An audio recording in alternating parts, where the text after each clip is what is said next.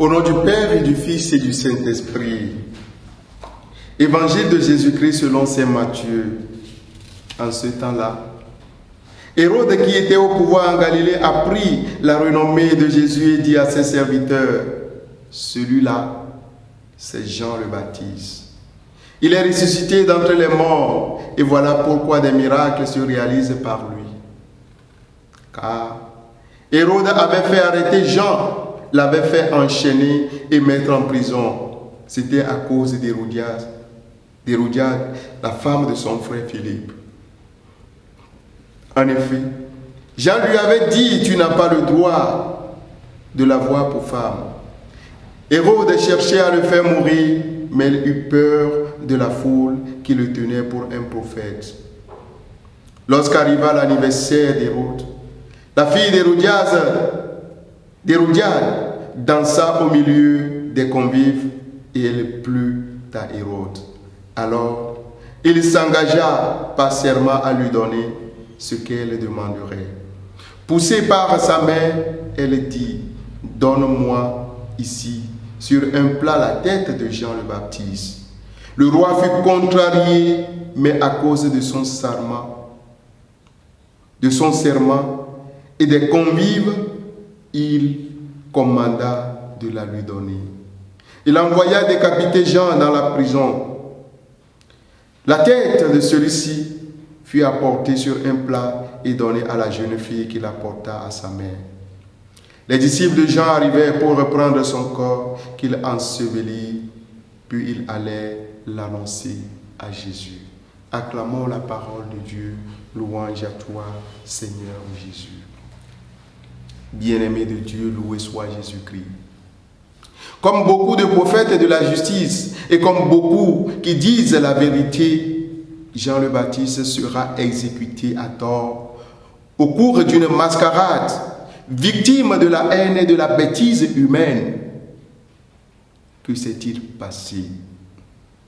En effet, frères et sœurs, Hérode avait fait arrêter Jean et l'avait enchaîné en prison à cause d'Hérodiade qu'il avait épousée, elle, la femme de son frère Philippe. Tout simplement parce que Jean lui avait dit que tu n'as pas le droit de prendre la femme de ton frère Hérodiade. Là, Hérodiade s'était mise à le détester et elle voulait le faire mourir. Mais elle ne le pouvait pas parce qu'Hérode avait peur de Jean en fait. Il savait en âme et conscience que c'était un homme bien, un saint, un juste et il le protégeait. Quand il avait écouté, il était très troublé et pourtant il aimait bien l'écouter. Mais comme c'est le péché qui parle au cœur de l'impie, arriva enfin une occasion favorable pour décider du sort du prophète de Jean le Baptiste. Hérode, pour son anniversaire, offrit un banquet à ses courtisans, à ses officiers et aux notables de Galilée. La fille d'Hérodiade vint et dansa. Elle séduit le roi Hérode et ses invités. Alors, le roi a dit à la jeune fille, « Demande-moi ce que tu veux et je te le donnerai. »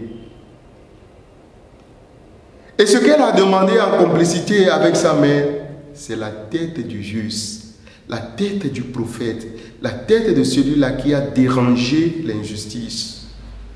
Bien-aimés de Dieu, voyez-vous jusqu'où la haine et l'orgueil peuvent nous conduire?